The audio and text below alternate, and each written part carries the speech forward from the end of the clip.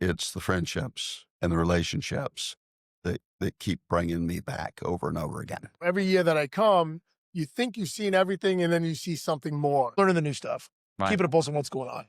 It's exciting to see what everybody brings. We have so many great partners here. So we come here to see them, connect with friends and connect with people. Most of what I do is done via phone or via Zoom. There's something more powerful about when you are able to meet face to face. Hello, and welcome to the Elevator Careers Podcast, sponsored by the Allred Group. I am your host, Matt Allred. In this podcast, we talk to the people whose lives and careers are dedicated to the vertical transportation industry to inform and share lessons learned, building upon the foundation of those who have gone before to inspire the next generation of elevator careers. Hey everyone, thank you for listening. This is Matt with a brief message from our sponsor. The Allred Group has been recruiting elevator industry talent for over 14 years. If you are looking to grow your business and hire great people, contact the Allred Group at allredgroup.com. That's ALLREDGROUP.com, and talk with Matt and his team about how they can assist you. And now, back to the show. In this episode, I sat down with Jonathan Latham, Don Gelestino, Carrie LeFeber, Norm Nelson, Lynndi Tennyson, and Stuart Smith for live interviews at the NAEC Expo 2025. We talked about their experience with the conference, the messages they want to share with the elevator community, the biggest challenges facing their sector of the industry today, and the lessons they've learned along the way. These were just a few of the many great conversations I had at this year's event. Can you give me your name, title, company? Sure. My name is Jonathan Latham, National Account Manager with PTL Equipment. Nice. Jonathan, how long have you been coming to these NAEC Expos, and what keeps you coming back? I started coming to these expos around 2002, perhaps. Okay.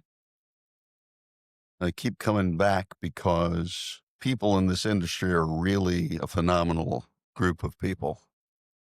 And outside of the business side of things, which is, of course, why we're all here, Sure. right? Yeah. It's the friendships and the relationships that keep bringing me back over and over again. Nice. Nice. A little bit of like a family reunion in a sense. Absolutely. Absolute. Big family. Nice. Yeah, that's great. What is the biggest message that you want everyone at the show and anyone who watches this video to know?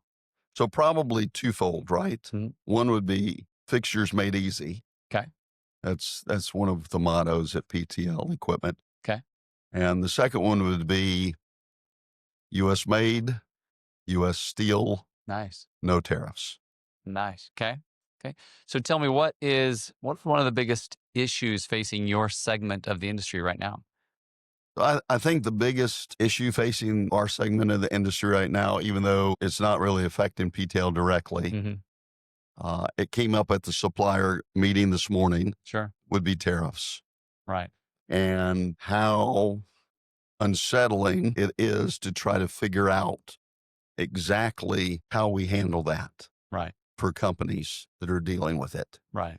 And it's not just when you ship it or when the project's due Or when it's quoted for that or matter. when it's quoted, it's when it lands. What's the landing date? And it's almost like, we're not in Reno this year, Right. but Gambling. it's almost like spinning a roulette wheel. Right. What's it going to be like? How far off might you be? And I don't know. I'm not dealing with tariffs, but you quote it in August and then next year in April. How far off could you be if that's, with the tariffs? So I'm not an expert on tariffs. I don't claim to be an expert on tariffs. I want to say it's almost volatile Sure. because it could be, 100% sounds like the end of it, right? It's going to be 100% of a tariff, Right. right? But that's not the case. So it could be 110%, could be 125%. Wow.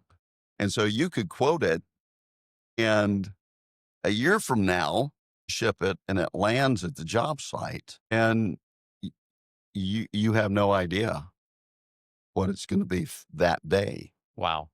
So it's a real big unknown for everyone. Yeah. That's, Almost a little scary. I was really. going to say, yeah. Yeah.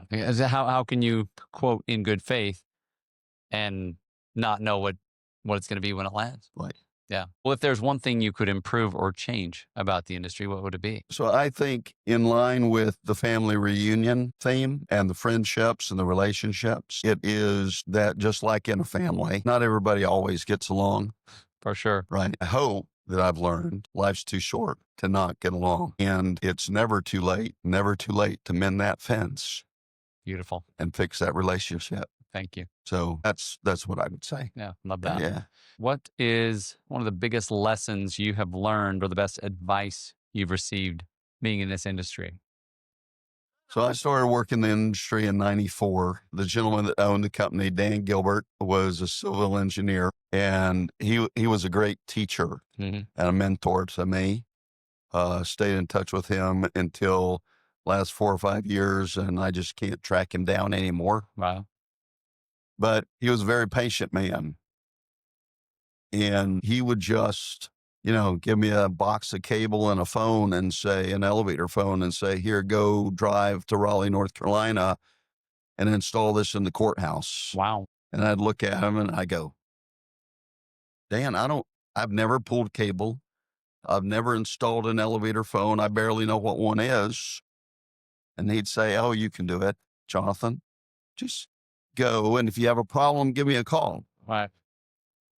So I think that there's a lot to be said for having faith in people and expecting the best out of them. Right. And I don't think you can go wrong with that. Beautiful. Beautiful. Thank you. Yeah. I appreciate you being with me today. I appreciate it Thank you. very much. Can you give me your name, title, company?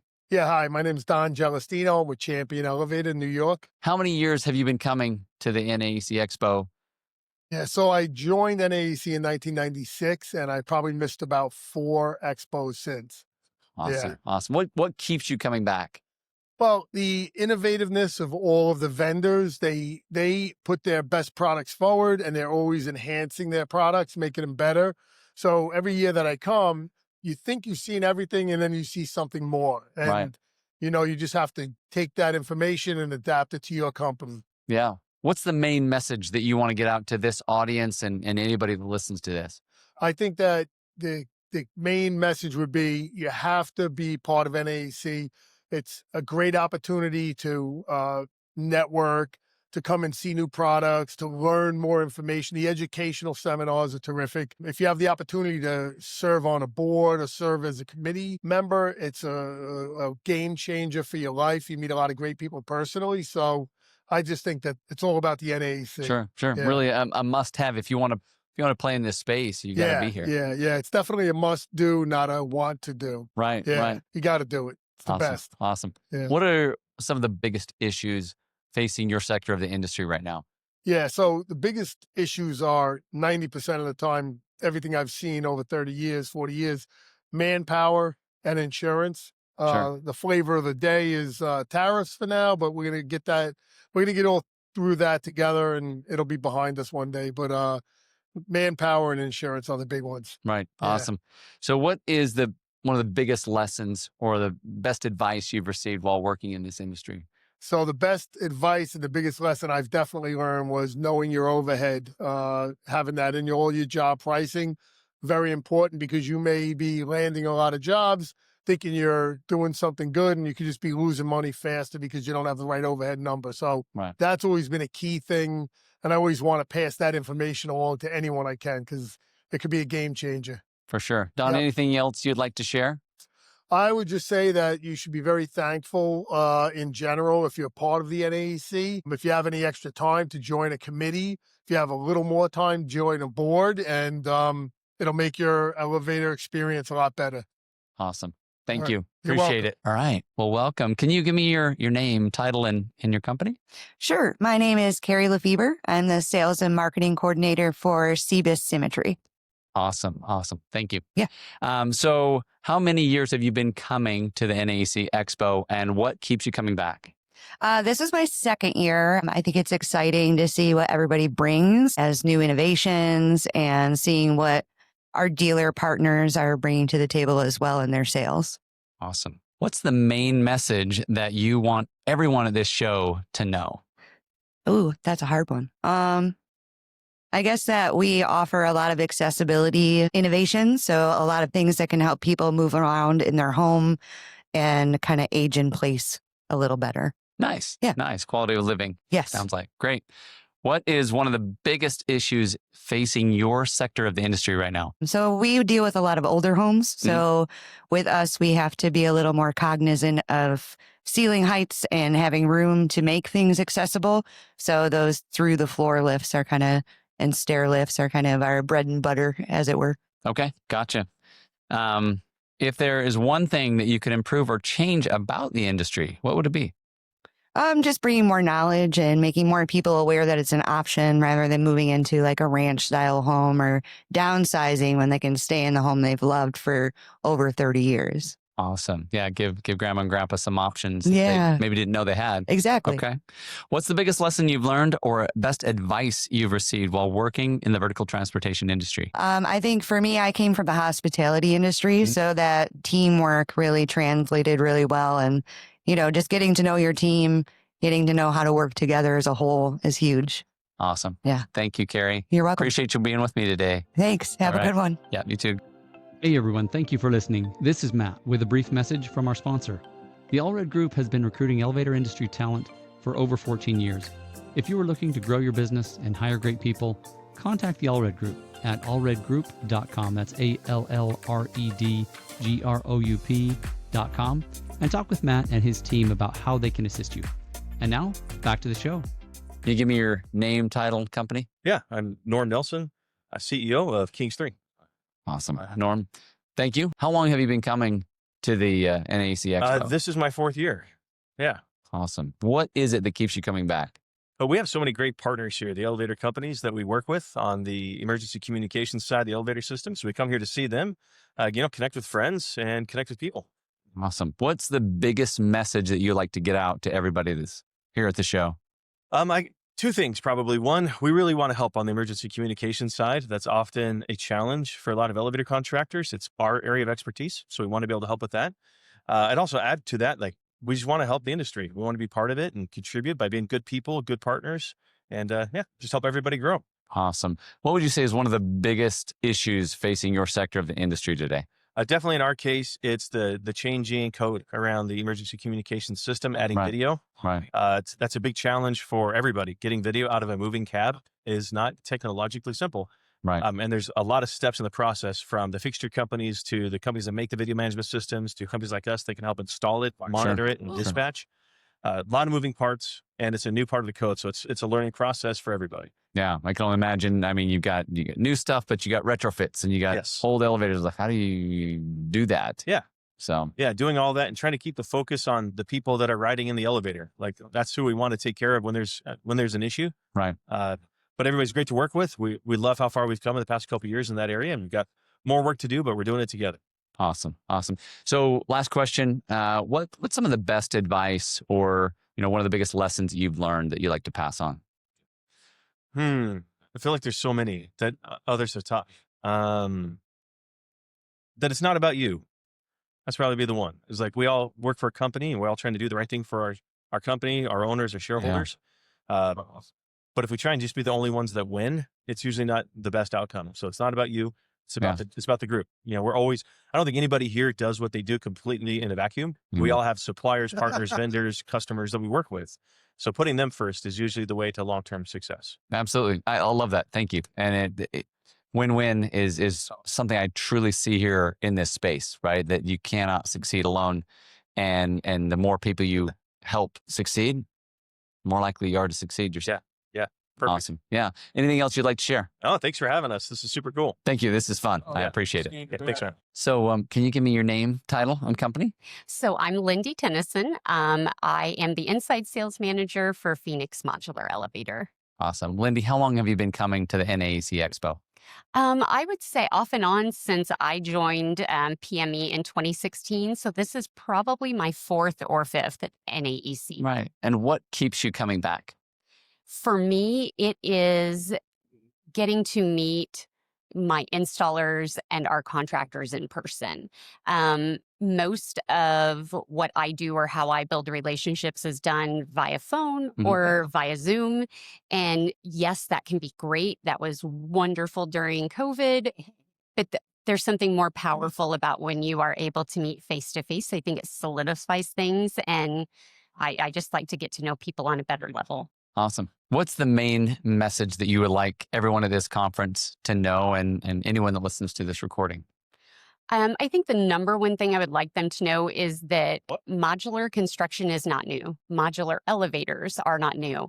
I know they might be new to some people listening to this, or, it can be scary. Change is scary. Sure. But modular elevators have been around since 1995. They were actually invented in Mount Vernon, Illinois, which is where we still do business. The original name was Infinite Access. And in 2009, our current owner, Allison, bought those assets and started the company up again. We even still have original employees that were Infinite Access. Okay. So we're not new. We are building higher. We are experiencing a lot of growth. And we're solving very real problems within the elevator industry. There's a niche for us. For sure. And it's an exciting time to be part of the elevator world. Absolutely. Absolutely. What is one of the biggest issues facing your sector of the industry today? I would say one of the biggest issues is just the connotation of the word modular. When you think of modular, you think of the 1960s trailers. Okay. And yes, those were cheap and they served a purpose, but they weren't exactly quality. And so our use of the word modular, then that automatically equates to cheap, ineffective in other people's minds. And so I would rather call it just offsite construction, not modular construction. And I think that offsite construction actually provides so many benefits because you have so much better quality control. We are using the exact same industry standard, non-proprietary parts that any other elevator contractor does. And can maintain. You're not sacrificing safety or quality. Our elevators are built to very high standards. We welcome third-party inspections if needed. We build to seismic and hurricane zones. So it doesn't have to mean cheap. It just means offsite. Awesome. Awesome. What's the biggest lesson that you've learned or some of the best advice you've received working in the vertical transportation industry? So I think the biggest lesson I've learned is that elevators are not easy. When I came on to Phoenix in 2016, that was our motto. We make elevators easy. And within about 2 years, I quickly realized that we can't deliver on that promise. You can't have a motto or a tagline that you can't deliver for your customers. Okay. And I'm not saying that we don't simplify it. We make elevators easier. Sure, easier. Yeah. But that's not a great motto. We make elevators easier. So we switched that around. But I want to highlight how we do make it easier. Okay. We have a very extensive project management system where we try to highlight and we try to meet with the subs, with the contractor, with anybody involved, anybody who wants to sit in a meeting with us, where we explain exactly what we're doing every step of the way. We explain exactly what is going to happen on site. We tell you exactly when we're going to be there, and we try to hold to our timelines so that the elevator is not the thing delaying your project, because elevators get a bad name and they don't have to. Beautiful. Can you give me your name? Yeah, title, my name's company? Stuart Smith. My job is business development at Fairway Elevator in Atlanta, Georgia. Been in the elevator trade, gosh, coming up on 25 years. Right on. So started right out of graduation, 2000. Right. Kona Elevator Company. Cool. How long have you been coming to these expos? Off and on since 2005. Here the last 5 years, I've been doing pretty regular. The educational conference and the NAEC show, but off and on since 2020. What keeps you coming back? I think it's important to keep a pulse on what's going on, what the latest and greatest stuff is, what's new on the market. Right now, if you're not starting to, learn about AI, you're going to get left behind. Right. That's Okay. the next best thing. Right. So learning the new stuff, Right. keeping a pulse on what's going on. Awesome. Awesome. What's the biggest message that you have to share with everybody who's here at the expo? Okay, so figure out who to talk to, for one thing.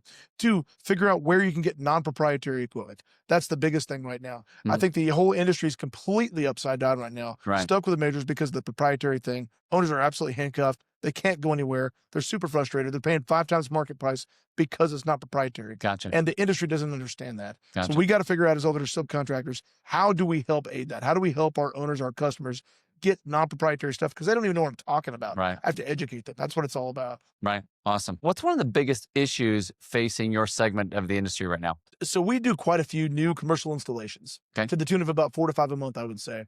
And I would say the biggest challenge I have is you've got these multinationals out there. They're able to just absolutely drop the bottom out of their price and come in at like ridiculously low prices. It's very hard to compete with. And then kind of what I touched on earlier, Matt, is trying to educate our customers on the importance of proprietary versus not proprietary. Okay. And getting them to understand why that's so important, why that matters to them, and why that might be worth a 5% premium over what the multinationals charge for the new install. So too many customers focus too much on what that sticker price is on a new elevator install, without consideration for how much they're going to pay over the lifetime of that elevator. That might be 40, 50 years, as you know, right? Yeah. How much a repair is going to cost us. What happens if they have to replace this board that they can only source from one supplier, right? Yeah. So trying to get them to understand that and why that might be worth a couple $1,000s more for a 2-stop hydro Absolutely. than saving, $2,000 on this price, and it might turn into $15,000 over the course of 20 years. It's a little bit like investing in the future. Maybe you pay a little bit more for your vehicle, whatever it is, but it's going to last you longer, or whatever the case may be, right? Sure. And if you buy it from this dealership or that dealership, this guy may or may not give you better service, right? Right. What if they never pick up the phone? What if they're never available? What if they don't honor that warranty that they promised you from day one, right? I hear you. So the whole value chain is what I try to educate my customers on. Yeah, thank you. No, that's beautiful. What would you say is one of the best pieces of advice or one of the biggest lessons you've learned that you'd like to share? Yeah, that's a great question, Matt. So when I first started in the trade when I was a kid, I wanted to be a mechanic, and that's all I wanted to be. Right. And I loved working with my hands. And when they started talking to me about going into sales or operations management or maybe finance or marketing or all these other endeavors, I was very myopic in my view. Okay. I wanted to stay a mechanic. I wanted to be a mechanic. And then when I finally said, you know what? What's the harm? Let me give it a try. And I learned how to do all these different things. It made me so much better, well-rounded. For sure. And now today I can look back over my career 25 years ago. Hey, I know a little bit about finance. I know about marketing. I know how to install an elevator. And I can speak to that, service, the whole gamut. So I would encourage any young person that wants to be in the elevator trade just to get well-rounded. Allow themselves to go into an area of the business that they might not be passionate about. Yeah. Just to learn it. It doesn't mean that you're going to be handcuffed to that role for the rest of your career, right? In fact, if you're good at what you do, you're only going to stay there for a short period of time, as you know, because you're going to move up, you're going to get opportunities, you're going to get chances to work in this side of the business or otherwise. But yeah, there's some folks that I know that have never done anything other than accounting or never done anything other than sales, and they're handcuffed. Yeah, they're stuck. Yeah. Well, and obviously you're in this role because you do understand all the other aspects, right? That I would say that after a certain point in time, I said, hey, look, I can do this too. Yeah. Why do I have to work for someone else? I've learned how to do these things, right? So my team and I said, hey, we can do this without having to work for this company or that company or this company, right? So let's build it. It just opens up the horizons, man. Awesome. Anything else you'd like to share? Hey, love the NAEC show. Love what the NAEC show is about. Education. You can never stop learning. Don't ever stop learning. Don't ever get complacent. Don't ever sit back on your heels. Awesome. Yeah. Thank you. Absolutely, Appreciate you man. being Thank you. Yeah. Thank you. Thank you for listening to the Elevator Careers Podcast, sponsored by the Allred Group, a leader in elevator industry recruiting. Please visit our YouTube channel at Elevator Careers or check us out online at elevatorcareers.net. Please like and subscribe, and until next time, stay safe.